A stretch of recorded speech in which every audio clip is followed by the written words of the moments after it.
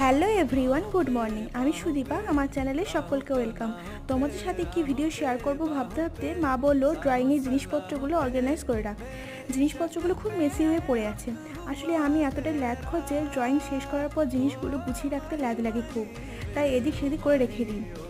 আর তাছাড়া জিনিসপত্রগুলো মেসি হয়ে থাকলে আর ড্রয়িং করতে ইচ্ছে করে না, তাই আর সেরকম ড্রয়িং করাও হচ্ছে না। তাই ভাবলাম না, এনাফ ইজ এনাফ। চলো যাই হোক, তোমাদের সাথে টেবিল অর্গানাইজ করার ভিডিও শেয়ার করি। হ্যাঁ আমি জানি খুব সিম্পলভাবে সাজাচ্ছি আমি, কিন্তু আমার অনেক দিন ধরে ইচ্ছে আছে আমার ড্রয়িং টেবিল অ্যাস্থেটিক একটা লুক দেবো।